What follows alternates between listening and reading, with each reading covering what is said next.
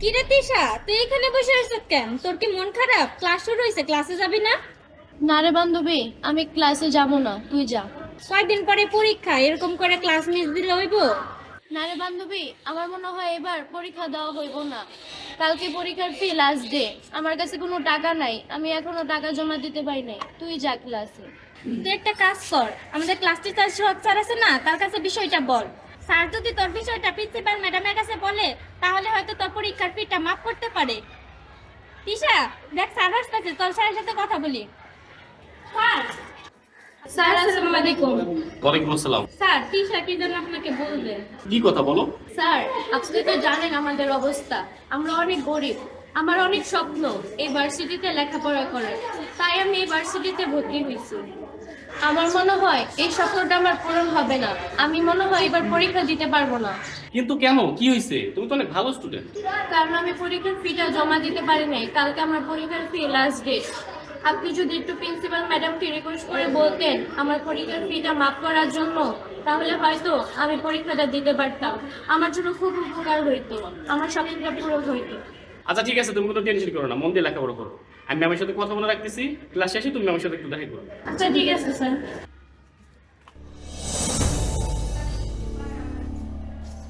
Ma'am আসসালামু আলাইকুম। ওয়ালাইকুম আসসালাম। ম্যাম আমার সাথে একটু কথা ছিল। কি কথা সোহাগ সাহেব? ম্যাম আমাদের থার্ড সেমিস্টারের তিশা আছে না, ওর আর্থিক অবস্থা খুবই খারাপ। ও পরীক্ষার ফিটা নাকি দিতে পারবে না, আপনি যদি ওর বিষয়টা একটু দেখতেন। সোহাগ সাহেব, এইভাবে যদি আমি এক একজনের ফি দেওয়া বন্ধ করে দেই, তাহলে আপনাদের বেতন কোথা থেকে দিব? অতএব ওগুলোতে মনোযোগ পাতে ক্লাসে যান।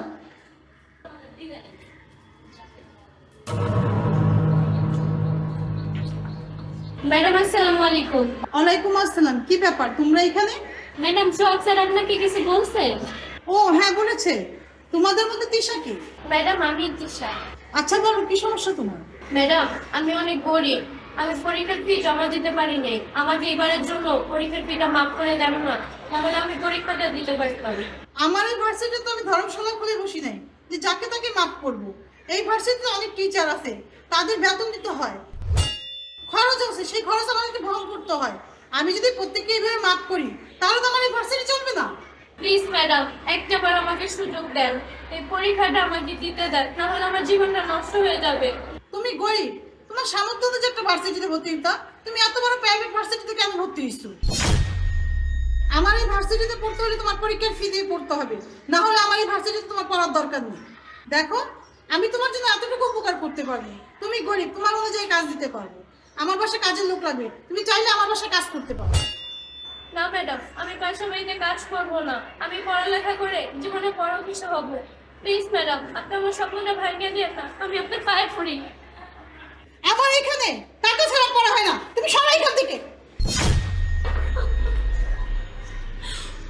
তিশা, মন খারাপ করিস না, আল্লাহ তোর ভাগ্যে যেটা রাখছে এটাই হবো।